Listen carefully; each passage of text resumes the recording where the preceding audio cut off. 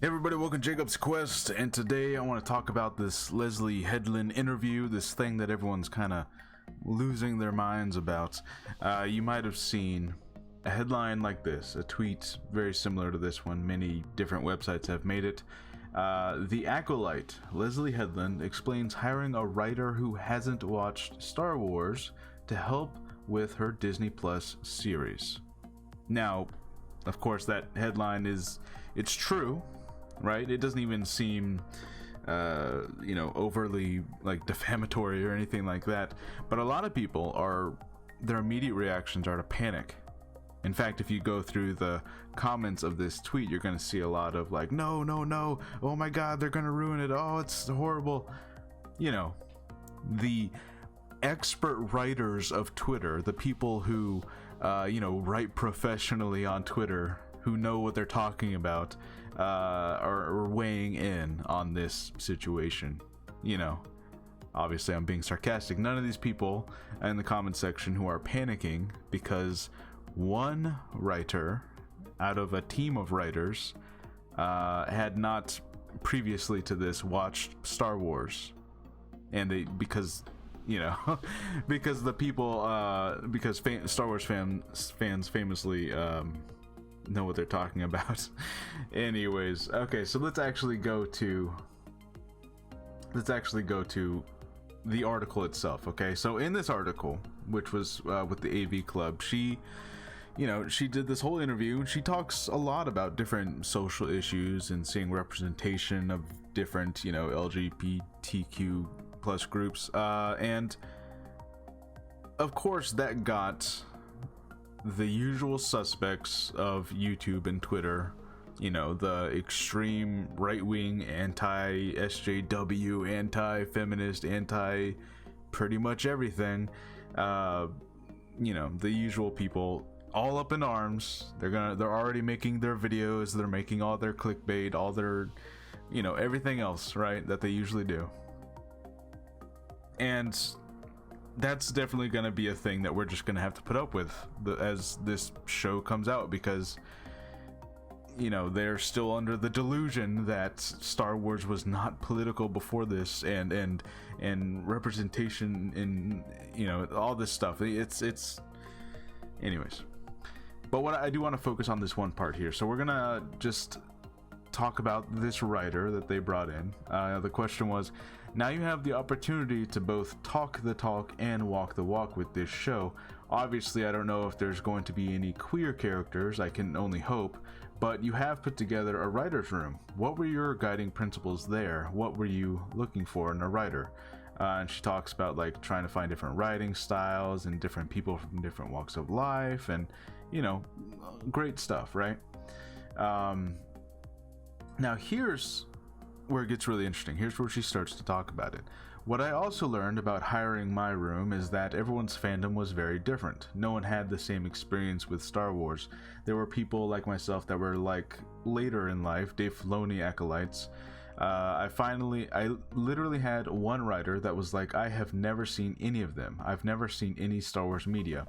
And she's texting me before we started the room. She's like, Luke and Leia are brother and sister? What the? And then she laughs. Now I want to pause right there because, again, a lot of people are simply reacting to headlines like this. They didn't actually click on the article, read the actual thing that they're so upset about, that they're making all their tweets about and saying, no, I'm panicking, oh, the show's ruined. Those people who are doing that, the majority of them, of course, haven't actually read the thing that they're supposedly so upset about. But based on the simple context right here of, she talks about how the person is texting her before they started the room, and she's like, what, Luke and Leia are brother and sister, what? So obviously the person is actively watching the movies before they start the writing room. So immediately the whole problem of, in quotes, problem of one of the writers, again, only one of them, having not watched Star Wars before this point, is kind of immediately solved, because they're obviously watching it now, right, before they start the room. So right away, pretty much everything that everyone's freaking out about is stupid. Let's keep going. And it was so great because I would really love to know from someone who is not fully immersed in this fandom. What do you think about the pitch we just made? So while she did her due diligence and did a lot of background work and research at the same time, she was somebody that we could kind of talk to and say, okay, so if we take all the kind of signifiers out of it, and this is Star Wars version of X, what does it mean to you? She would be able to give some feedback. Well, I'm kind of wondering what's going on with this character, and in this scene, I'm wondering why so-and-so isn't saying this.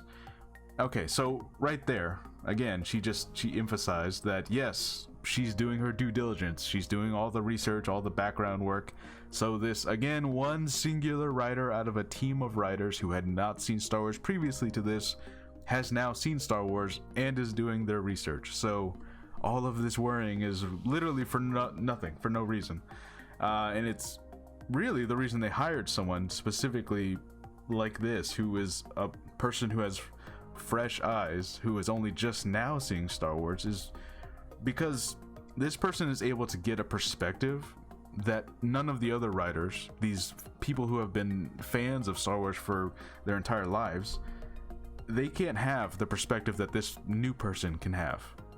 Because here's the thing, and I made a tweet just like this: as Star Wars fans, when you've been a fan for decades and decades, you get baggage, okay? Whether you want to admit it or not, we all have our own Star Wars baggage. We have biases, we have long-held desires, we have things that we've wanted to see for so long, we have characters that are our favorite characters, we have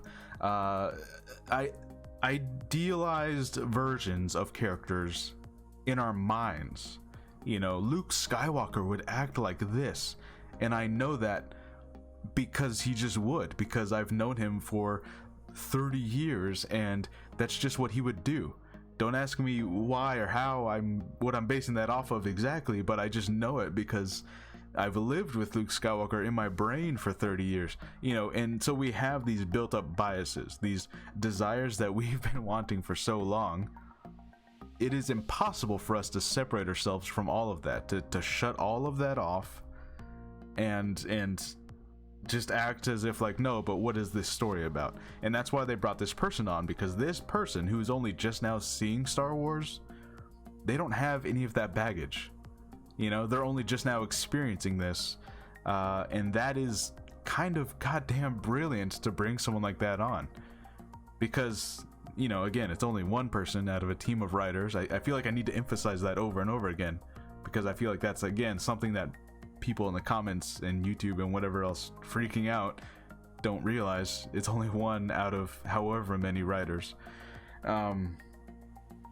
So that's the other thing, is that like this person has that fresh perspective, and that's very, very valuable because they are able to get rid of the biases, you know. And that's why, you know, a good example was Last Jedi with Luke Skywalker. A lot of people are like, Luke Skywalker wouldn't do this. It's like, but why? Why would he not? Are you sure? What are you basing that off of? Is that just your imagination? Is that the imaginary version of Luke Skywalker that you've had in your brain for 30 years? Or is that what the actual movie showed us?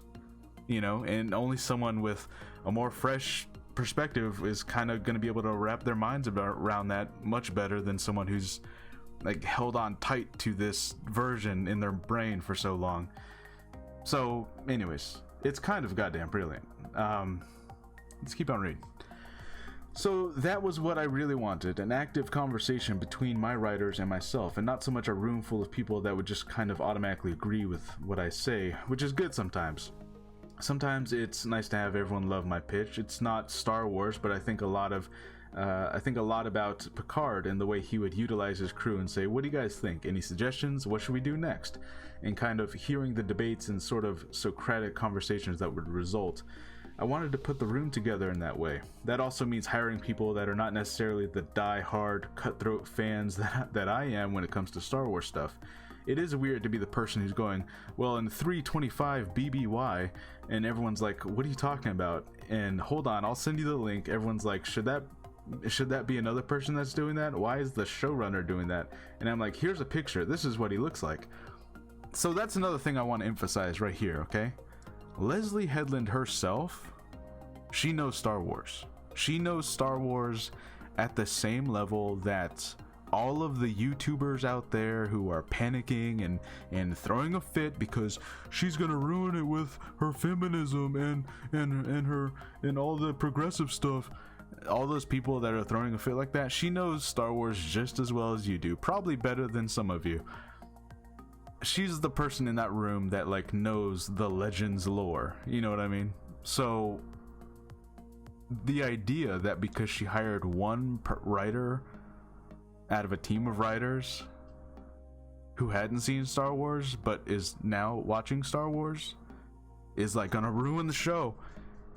It's so fucking stupid when you really sit down and think about it, and you actually read the article that you're throwing a fit about. You see how fucking stupid it is. Let's continue. To me, that kind of stuff is so fun because I also played some Star Wars RPGs, and that's my favorite version of Star Wars, the Star Wars where you get to make up your own Star Wars. So when people are like, what's your favorite film and what's your favorite piece of media, I'm like, I just really love the RPGs. To me, that's what Star Wars is being able to walk into a universe and start playing. If you can't do that with the movie, television show, novel, comic book, video game, then I'm not sure you've done what you need to do as a creator of Star Wars material. So again, she's playing Knights of the Old Republic. Okay, she's playing Star Wars Galaxies. Okay, she's playing shit that I haven't even fully played. I've only dipped my toe in that stuff. I've read canon books, Legends books, canon comics and Legends comics. I've watched all the movies, all the TV shows. I've watched everything. But she's over here playing the RPGs that I'm like, oh, I've only played maybe a couple hours of. My point is, she knows what she's doing. The show's gonna be fine. And this whole, like, she hired the writer, though, that didn't watch Star Wars before, like, they started. Like, so the fuck what? And that's my other thing about all of this. And this happens every single time. A lot of times, news comes out about the production of a movie or a show, and a lot of people panic, and it's usually because they don't know what the fuck they're talking about. You know? So she's over here talking about how one writer, you know, I went over it, and everyone is losing their minds about it. But in truth, no one understands why they're losing their mind. The majority of them didn't even read the actual interview, and even those that did are probably still like, yeah, but wouldn't you hire someone that, like, has read every Legends book? Like, what? You know. I don't know. It's exhausting being a Star Wars fan on the internet sometimes. Especially when you're surrounded by some of the people on here who, they love Star Wars, but they don't understand, like, the production of things, you know, or they don't use common sense, or they don't bother to read the article, or they don't bother to maybe sit down and think about it for like 2 seconds. They automatically they switch on that outrage machine. The algorithm works its magic. They read this article, so they're gonna go watch their YouTuber's video about it, and the YouTube thumbnail is gonna have like red laser eyes, and it's gonna say the Acolyte is ruined, feminism has ruined it again, or some other bullshit that they're making up. It's I don't know. I haven't made Star Wars videos as often as I used to. Like in the past year, I haven't made them as often. It feels like a year. It gets fucking exhausting. It's tiring just covering this shit because it is ceaseless, bafflingly ceaseless how dumb some people can be. And it's like common sense shit. And it's like, no wonder So many of the outrage triggering red laser eyes thumbnail YouTube channels have tens, hundreds of thousands of subscribers. It's because people are fucking stupid, and I don't know if it's just a bunch of teenagers or something. That maybe that's what it is. Maybe it's just a bunch of dumb teenagers that are on the Twitter and the YouTube. I don't know. Anyways, look, the show's gonna be fine. There's nothing to worry about. Read the goddamn article, and then if you are still angry after you read the article again, and this time try to, understand it. Anyways, that's it. That's all I got to say about that. All right, I'll see you guys later. Bye.